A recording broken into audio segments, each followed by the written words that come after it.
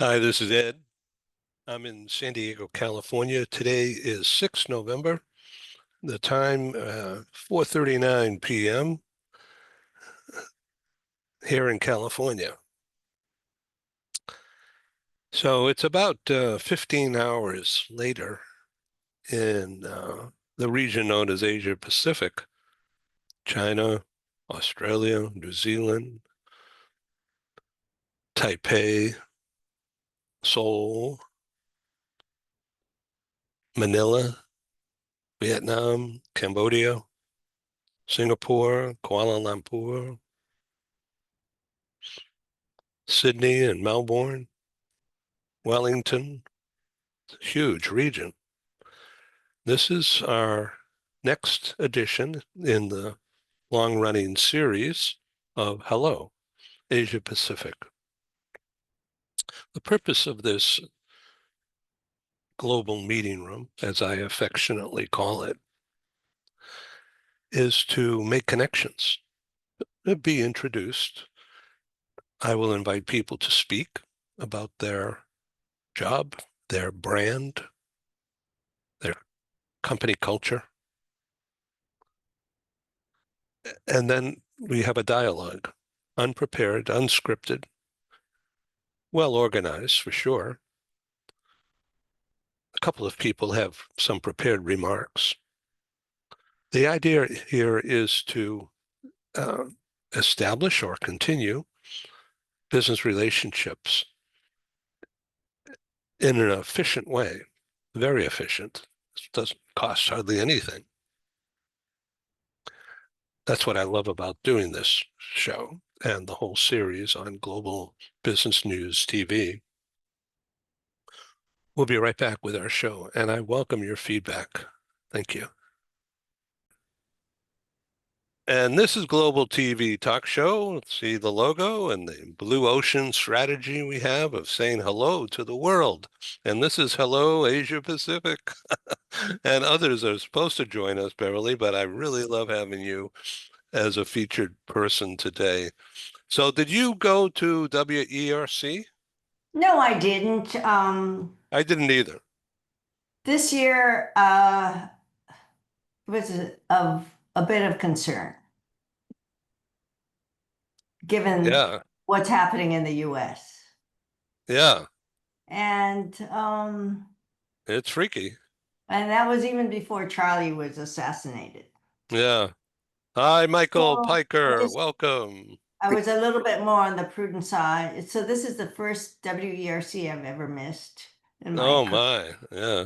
Yeah. Yeah. So that was with a little bit of sadness that I decided against attending. Yeah. There'll be another Michael. there'll be another year. Oh yeah. Michael, how you doing? Very well, very well. How are you? Good. I really appreciate your time here. No worries, my pleasure. Yeah. Michael Piker, I want to introduce Beverly Sun. I think you've met her already on the show. Yeah, very well. Michael is in Tokyo with Yeah. Shiseido Yeah, and in a senior role, which he'll get into in just a minute. And in LA is Paul Falcone. You may have met him earlier, Michael Piker. I remember. Pleasure to see Yeah. you, Mike. I think we're going to be joined by one or two others, but we're not going to delay. So the purpose of this program is part of a series. I forget which edition this is for Hello Pacific. I think it's number 6 or 7.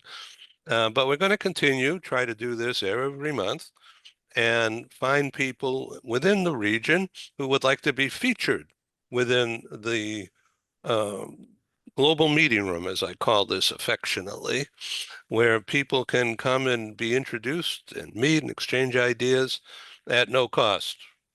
Sure, I'm always looking to have sponsors to help pay some bills, but the idea is no toll gate. Paul Falcone is an old friend and longtime HR executive, domestic and global, uh, an expert within the entertainment industry.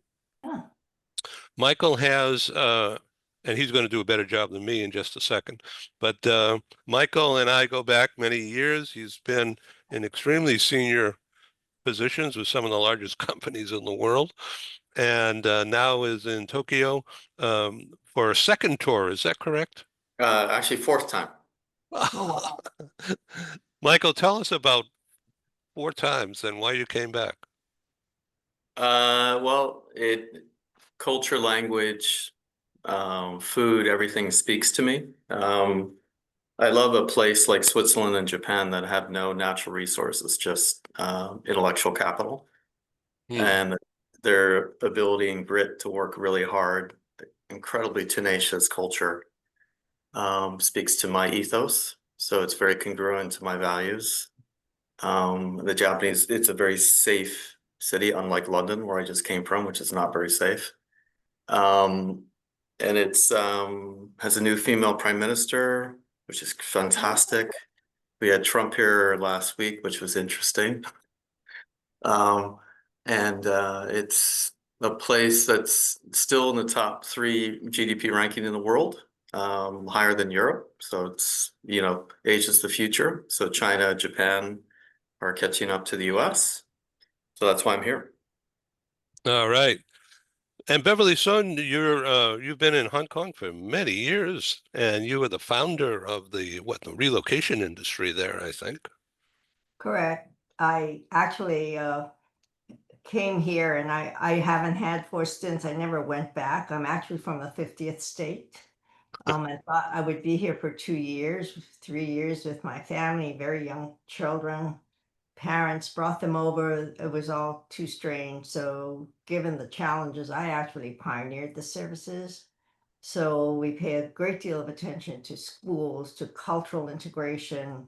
I took the model to China when nobody would want to go to China in the 90s. So it's the same model. And now we work with the APAC region, and I find partners who we oversee and who follow our model. It's a very, I would say, structured model, but highly individualized for personalized services.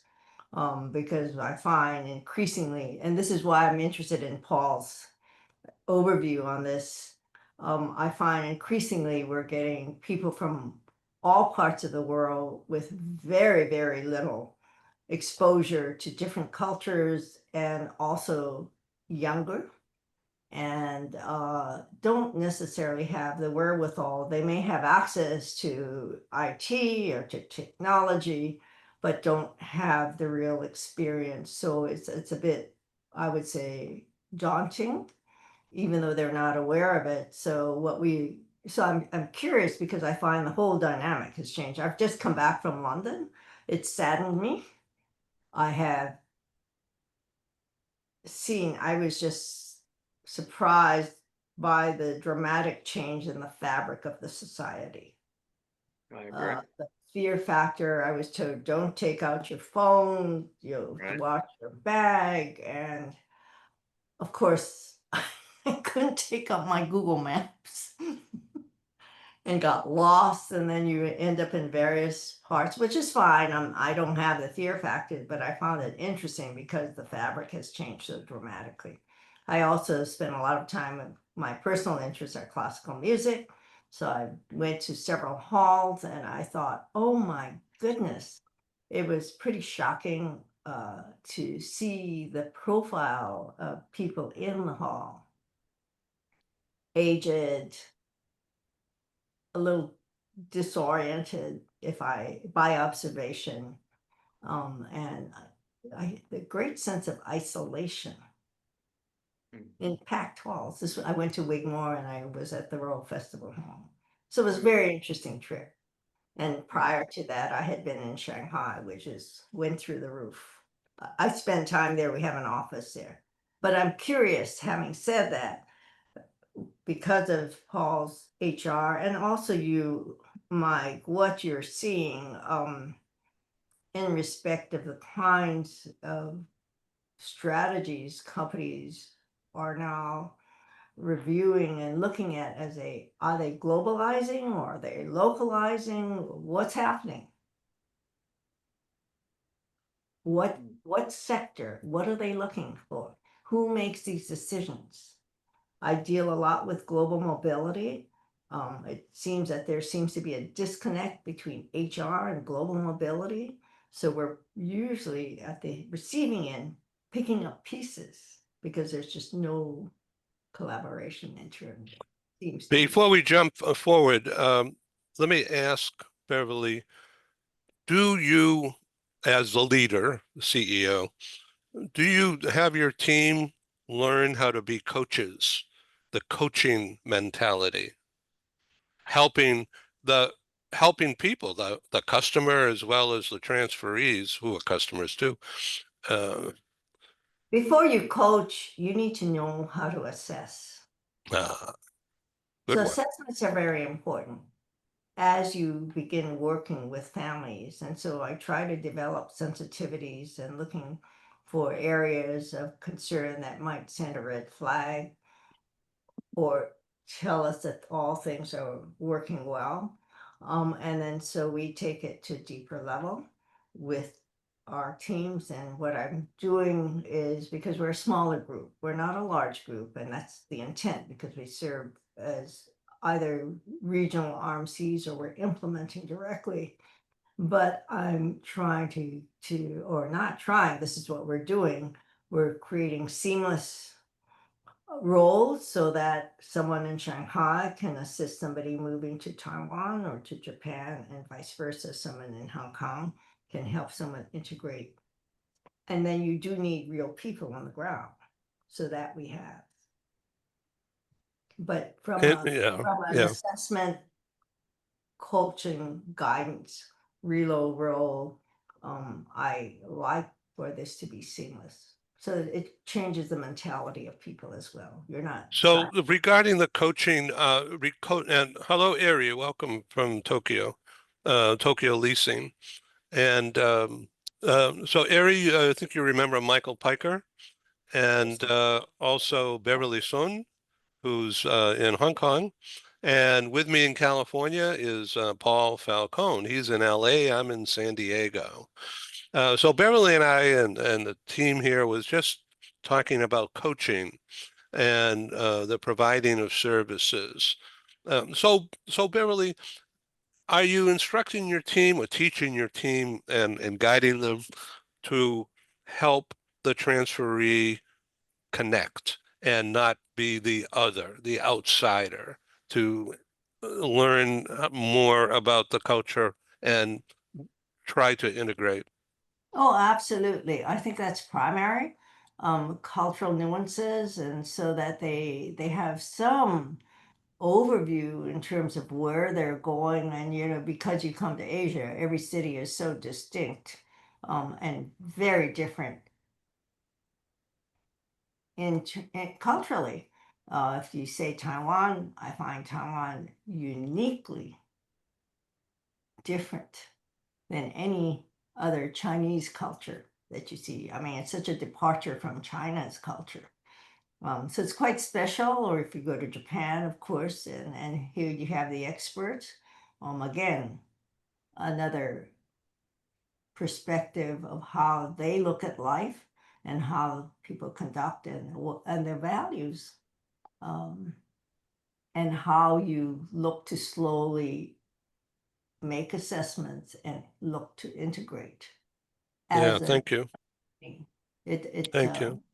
Yeah, and so in many ways you have to let go of your existing platform and be open to something different and new.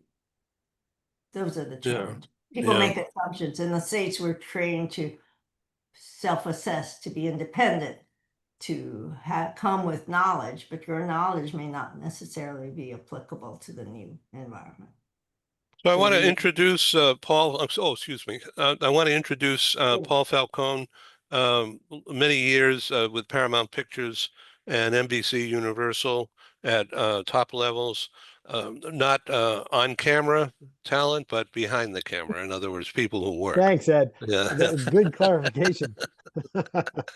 Okay, why don't you take it from here? Yeah, well, it's funny that Beverly, the points you bring up are very interesting to me because I was head of international human resources for Paramount Pictures.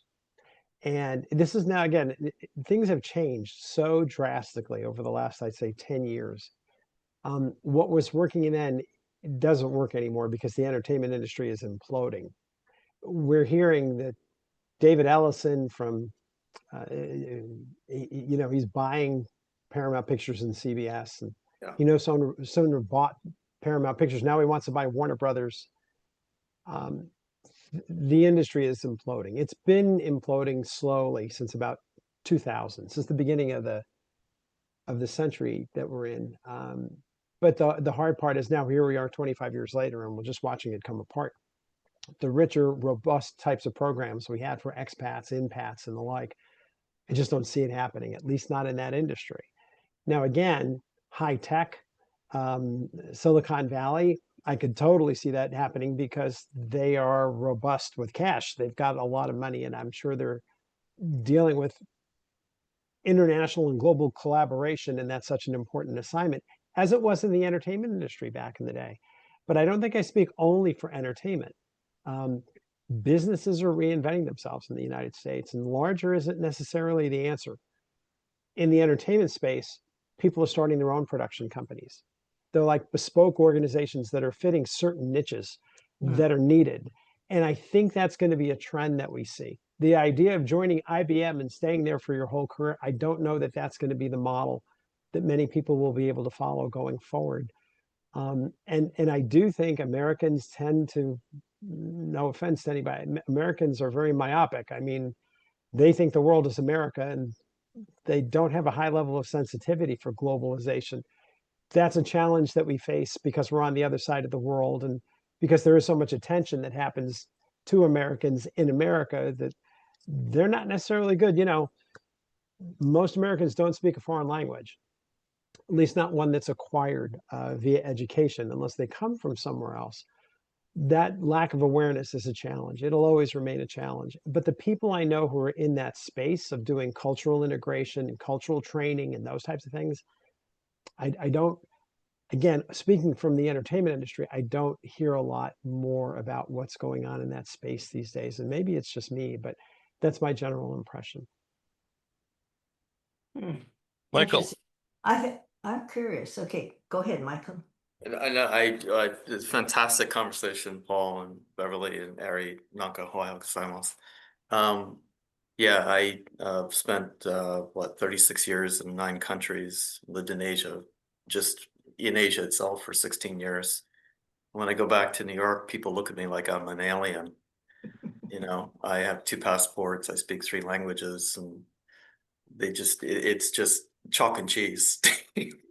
Even when my family, when I talk to my sister, my brother, my father, it's just, it's hard to even have a conversation because the context and the bridge is it's so different. So where you meet in the middle is probably the secret sauce of how do you make that happen and bridge this myopicness of America versus the rest of the world. So I could totally relate to your comment. Sorry. Thank you. Oh, this is great. Is it, if I can, Ed, for just a minute, I was going to say, Mike, Sure. what you're saying, what they didn't do well in the United States is if someone went on a 2 or 3 year expat assignment elsewhere, they were abroad, then the assignment ended and they come home. By the time they came home, they didn't know anyone in the department anymore. People had forgotten who they were. And in a lot of cases, within 6 months, they were let go. So it had a negative, when you would think the value of having that type of overseas experience at another division of the company should be something that elevates people. People started to see that, this may not be the best move for me. It could be career limiting. And in certain organizations, at least in entertainment, from what my experience was, this was not uncommon. I hope that that's not necessarily the case. And I'd be interested to hear what you're hearing that we are doing right in this country and where those pockets of globalization, internationalism, cross-national collaboration are happening. But again, I don't know that entertainment was necessarily the outlier there. I think other companies probably had similar experiences from what I heard. So. Bev. Interesting. Well, I think one of the challenges, of course, when you say that you see individuals now, and you think that might be a trend. We're not sure whether that will continue to be, that many are going off on their own, particularly with technology, right? You have young startups, and part of it is the fact is that there have been heavy layoffs. So there are no choices because corporations now are slimming down, they're consolidating because businesses have changed. We're going through a major global economic depression, in my opinion. You have a war going on, you have a community in the US that sanctions other countries, that disengage, decouples. So there's a lot of it that we're I don't want to say victims, but we're just part of a larger scheme. So the choices may not necessarily seemingly are, but not really, because it's really driven by the larger forces of government, as it turns out, and the economy. So whether or not that trend continues, or we eventually go back to a more consolidated sort of corporate type of effort with not as large, because you have so many tools now, but there's always the need for human capital from my perspective. I was recently at a conference and they did this slideshow because someone was talking about the future and had an HR espousing the policy, and she was an AI created beautiful creature. I'm thinking, I went ballistic when we were all in smaller groups. I said, if that's the trend, then we've lost it. I mean, there is a great need. I think AI technology, they're great tools to have, but to replace the human factor in an introductory integration into a new corporation, you have this AI creative. It's just it doesn't fly. So I always value human element, the human, the heartbeat. There's room for it. So this is a business show, not political, but geopolitics are everywhere. So I want to ask you, Beverly, about Chinese Taipei and how Taiwan is being referred to now, more and more, Chinese Taipei as opposed to Taiwan, with the full cooperation of the Taiwan government, Chinese Taipei. How are the people there, the normal people? They're reacting to all the stress that we hear about in the news about China, um, about or trying to scare people.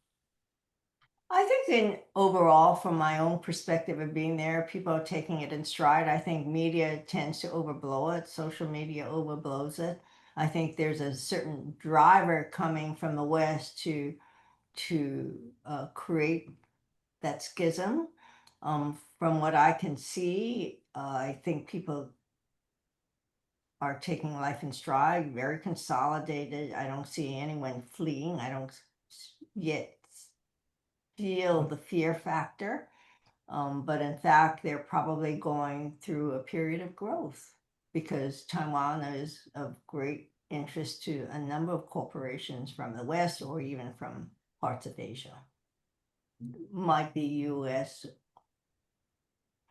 stock exchange based, but it is an interesting center because the costs are lower. It's very organized. It's consolidated. It's not a market per se. So in some ways, it's a new discovery for a corporation, which is cost effective. And it's not for every corporation, but as a logistics center, people work very efficiently.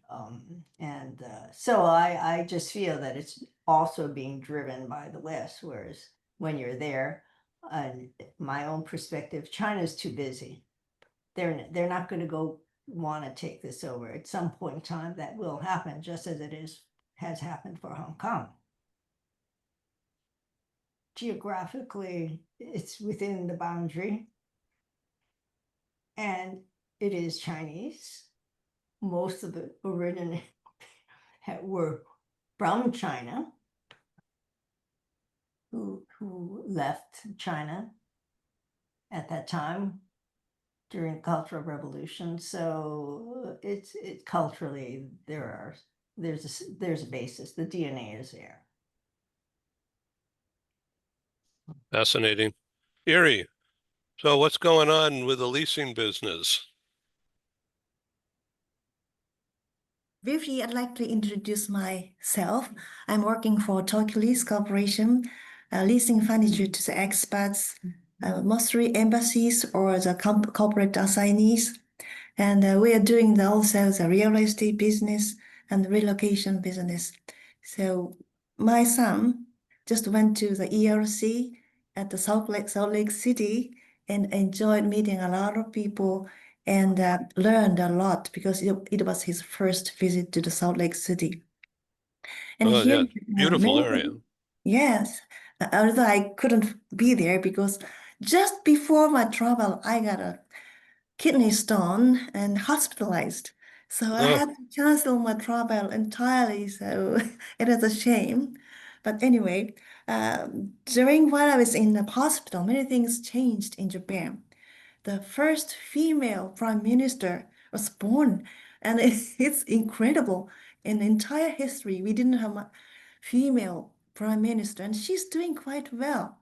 And her English, although her pronunciation is quite Japanese, but she is very good at expressing herself. So I think that will change something. And even the governor of Tokyo is female, Miss Koike. And also the head of our ward, Minatoku, is also a female. And where I live in Shinagaku, also the head is female. So Japan is now taking the diversity. So I'm so proud of it. Yes, excellent. I mean, that was just wonderful news to hear. And even globally now you see in Scandinavia and Europe that there seems to be a shift. and Um, Mexico City. a little bit more inclusive, I should And the say. country does ago. That's And great. good thing about the governor of Tokyo is she is serious about the environment. So she tried to introduce more solar panels on the every houses on the new homes. So that's great. And this morning I saw the electric bus. So everything is changing toward the happiness of our future. So I think we got a great hope having the female governor and female prime minister. So that's a great news for us.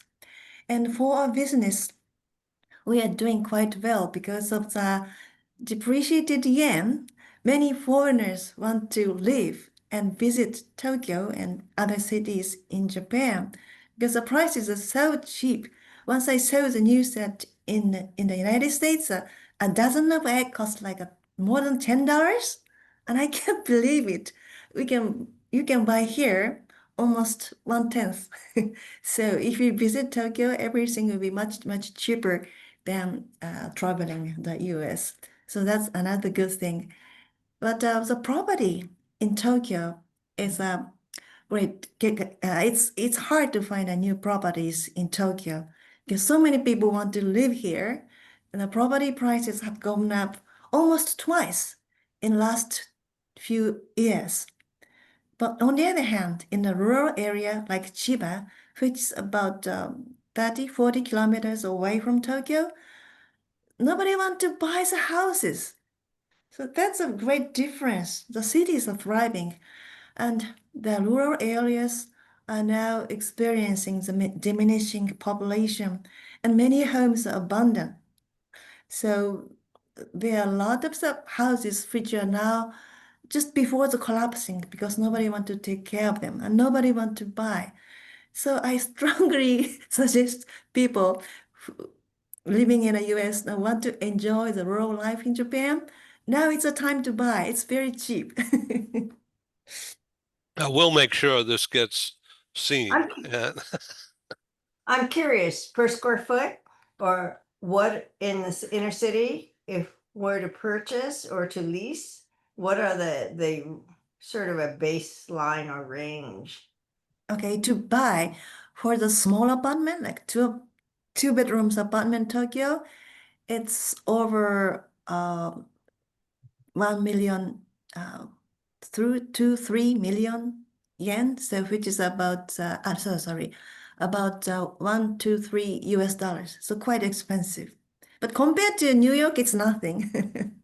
So I'm sorry, so the purchase price per square foot, Per square how much foot, US per square foot, or per square meter? per square meter. Okay, it's about 1 million yen, so it's about 100,000.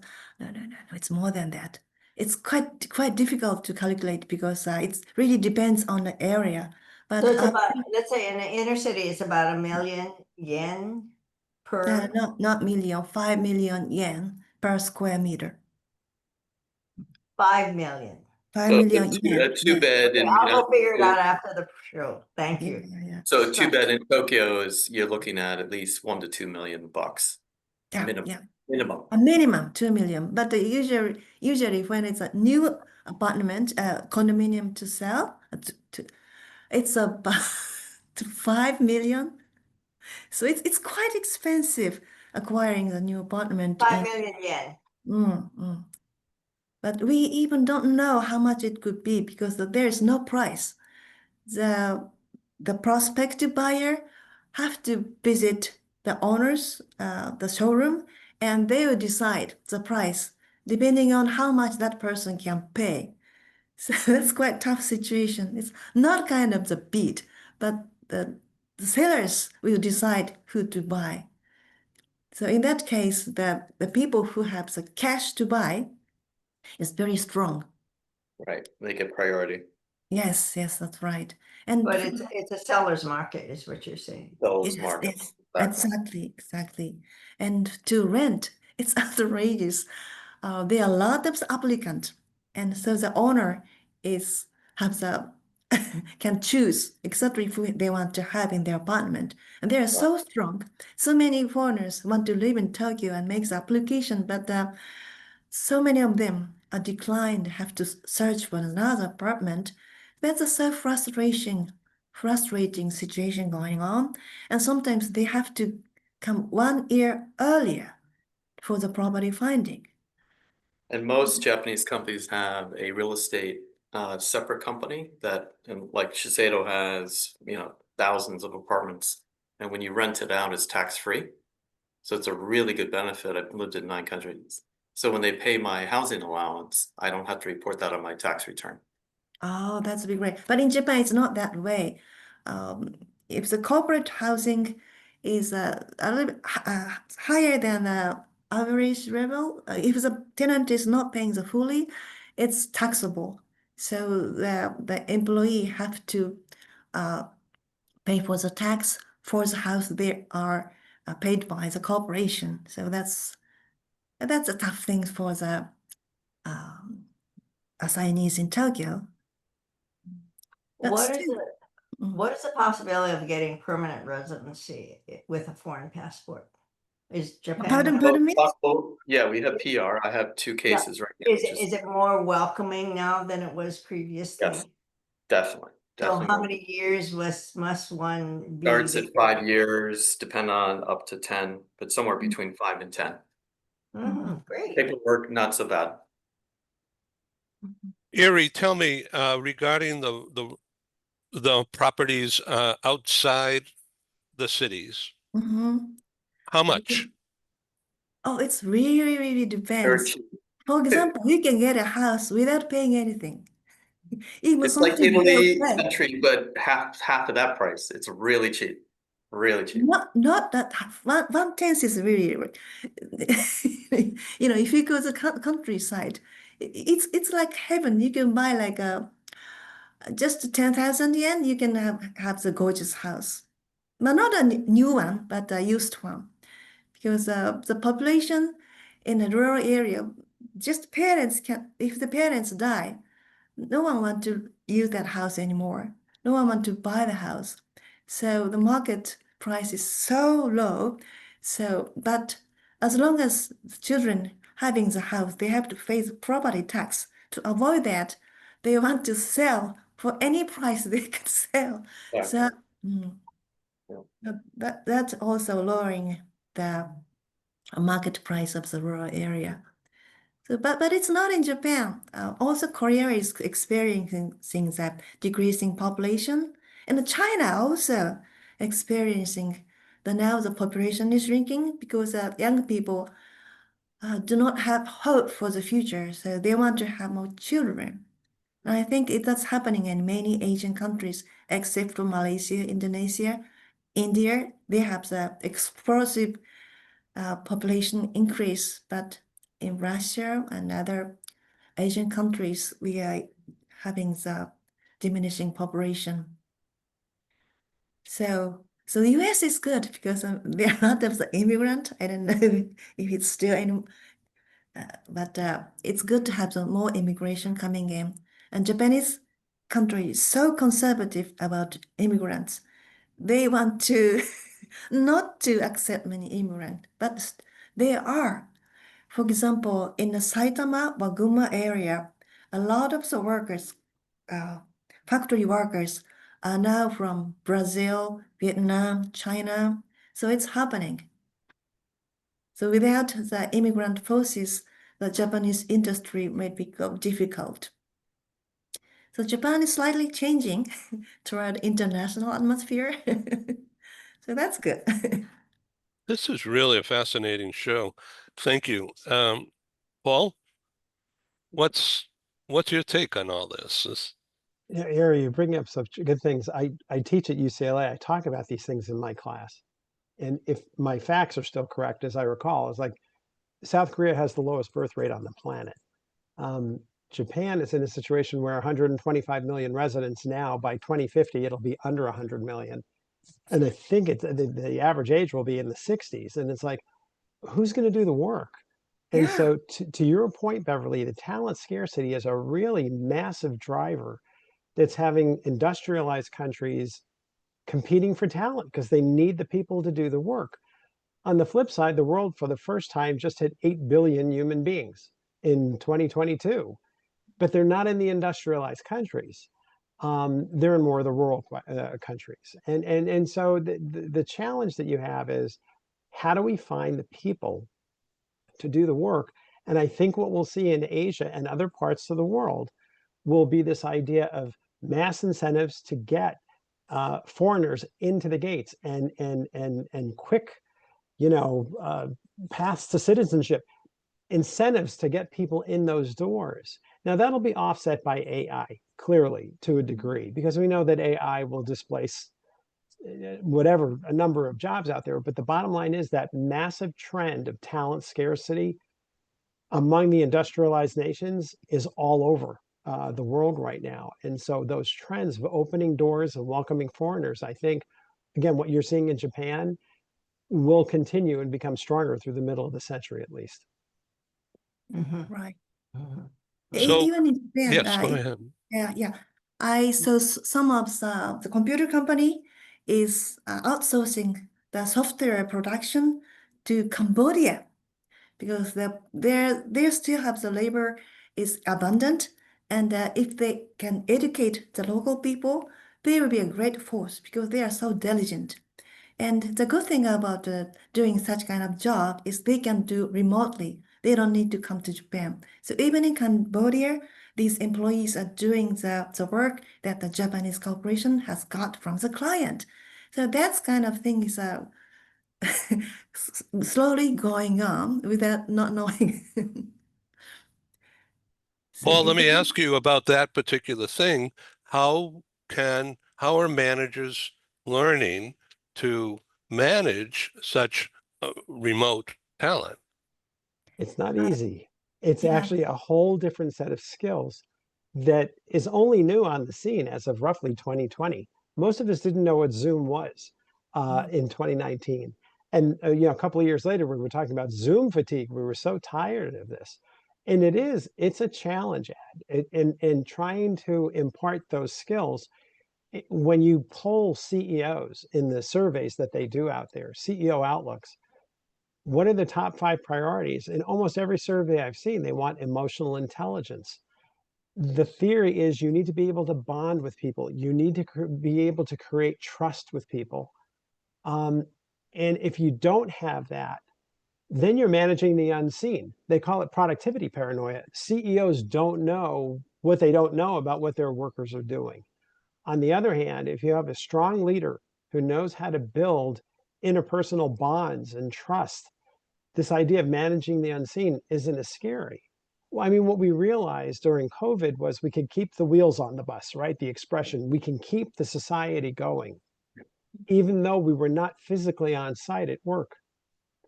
As we come out of this in this post-COVID reintegration phase, probably going to last 5 years. I figure 2022 to 2027, roughly. We're still fighting a lot of these challenges. But the Yes. reality is we're starting to develop muscle. We're starting to get stronger at this. And I think, Ari, to your point, the fact that you don't have to have the people in front of you that you can physically see, you can manage the unseen, and you can actually be very successful at it because it opens your talent pool globally. Not only to employees who work within 50 miles or 50 kilometers of the office. So there are really a lot of positive things that are moving out there. What is unique about what is going on in Cambodia is a Japanese technician went to actually Cambodia, and the people in Cambodia are not working from home. They are in the office in Cambodia, so they can chat each other and share the food each other. And of course, the Cambodia has a unique food and culture. So while enjoying working together, but doing the work sent from Tokyo. So that's a great thing. People no longer have to be alone at home to do the Zoom. Instead, they're working together, but doing the work internationally. So I think that's a great, unique idea. Yes, Well, also, I love the what I call affectionately this global meeting room because work is distributed, a fancy word for remote, and there's nothing wrong with this. You just have to learn how to do it right. I think for certain roles, it's of great value and we can do it.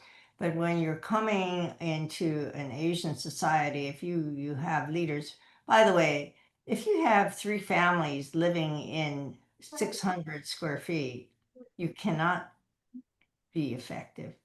No, And you can't work remote. no, and the culture is such that you create better synergy when you have people together. And that's a big difference between the US and even Europe. I think even and Asia, and I speak largely of China, obviously, but it's true of most of Asia where we're in vertical living. Real estate is so costly, and families, and it's also cultural value to have three generations live together. It's changing slowly, but part of it is an economic situation. So when we were going through COVID and everybody worked from home in China, everybody was clamoring, why can't we go to the office? We have masks. Why can't we be in the office? This is what was happening with corporations. And so quite different. And that cultural quotient, I think we always tend to forget about, but that's probably, as you say, developing the trust module. And it takes time to acquire, and that's not something that we work on in the West. We work on efficiencies of our own position. Oh, I just remembered another great example.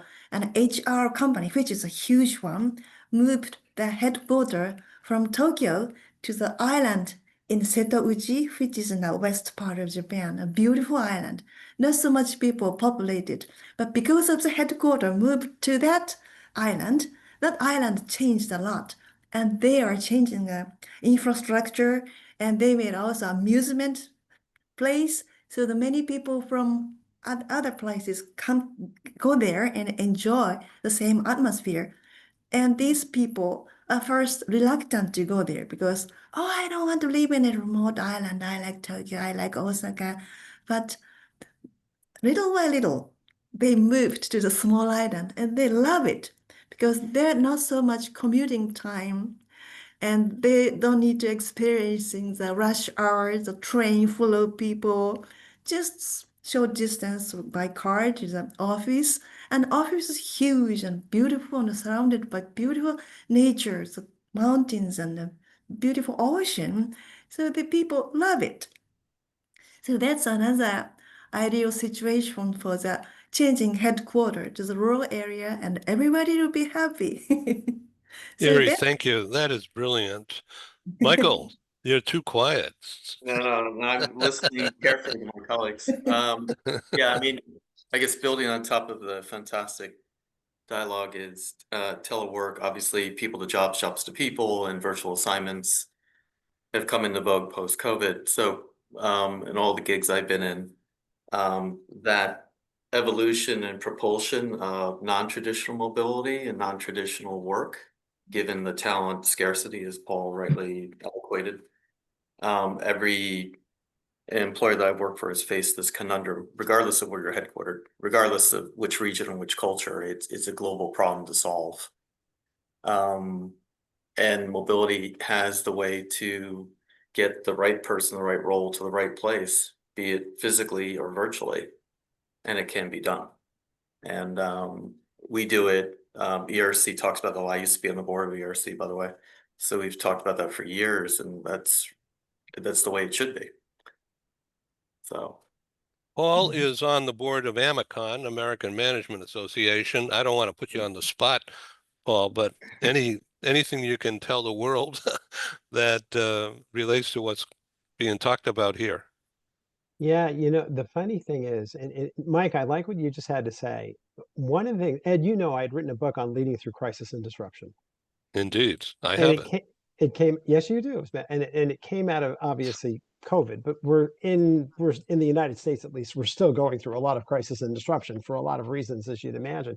New vocabulary since 2022.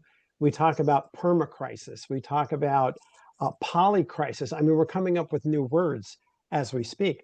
But when you think about these CEO priorities, which we were talking about a little bit earlier, the idea of managing compound volatility is showing up in survey after survey too. They need people who are adaptable. They need people who are change ready, who won't be thrown off by these things. And what that led me to think about was about a year and a half ago, I did some work for a university in Vietnam. And what they were talking about was they said, Paul, in Ho Chi Minh City and in Hanoi, we're basically tech hubs now. And this reminds me, Ari, of what you were talking about. We're tech hubs, but we have a problem with the younger generation. The Gen Z, the Zoomers. I said, what? And they said they don't stay on the jobs. They stay for about 6 months and then they look for another job. It takes them about 2 months to find another job. And at about the 8-month mark, they leave because they've learned everything they can. They want to go elsewhere. They want more responsibility. They want to make more money. But we're losing all the institutional knowledge because they're not staying in place. And the managers, they said, are frustrated because why invest in these young ones when they're not staying? They're leaving. And it made me smile because obviously in the United States, we also have challenges with the Gen Z Zoomers. This is the first truly digital generation.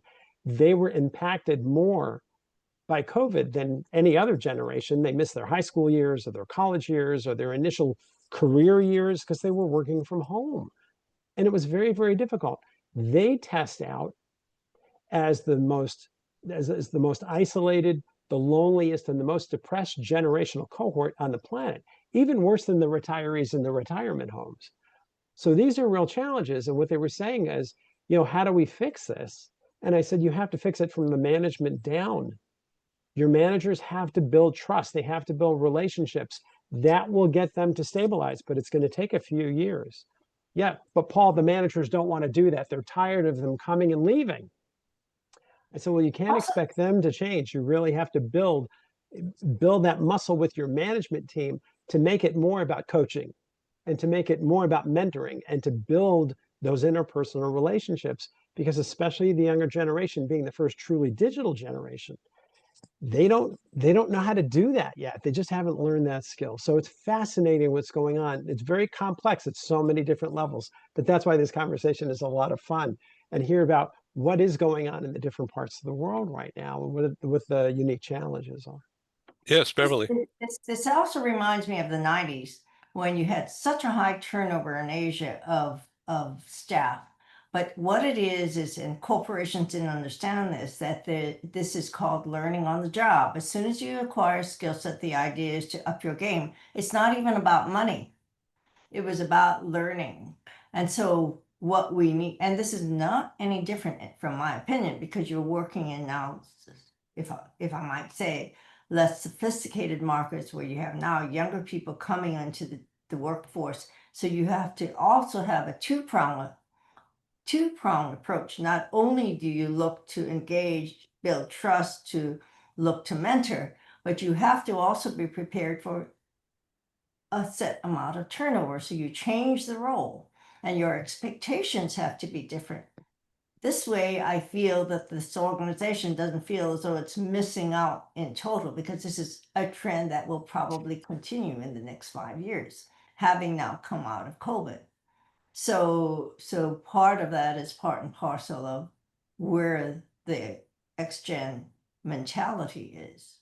And no matter what you do, they're not going to stay. So prepare for a role that's no longer than 1 year. So on that note, an anecdote. That's a certain thought process. The election in New York City, in particular, Oh, that's interesting. proved Wow. proved that the Gen Zers Yeah. communicated with each other below Right. the radar. In other words, they were on WhatsApp because it's encrypted and nobody could monitor what was going on. But look what they've done. Now, it's just not New York with the election of this guy, but this Gen Z, it was reported in the press that in Europe, in 2 or 3 elections across Europe, the Gen Zs turned out in mass. It was super organized, just like the New York effort in particular. Super organized at that level to create a wave, a voice. Yeah. There was a particularly interesting headline in the Times yesterday about, because New York's my home, by the way. Exactly. Digital literacy for Gen Zs, off the charts, amazing. Partly driven psychologically by loneliness. So there was this dimensionality of interaction, digital literacy, but lack of social literacy. And the Times hypothesis was the engagement was high because they wanted to be felt as a community to interact with each other. And I felt that that observation was just so apt. And just that's why Mandani propelled as a 33-year-old with no CV like Obama in 2008. And he was off the charts. He usurped Cuomo. That singular patient uplifted Mandani into the top chair.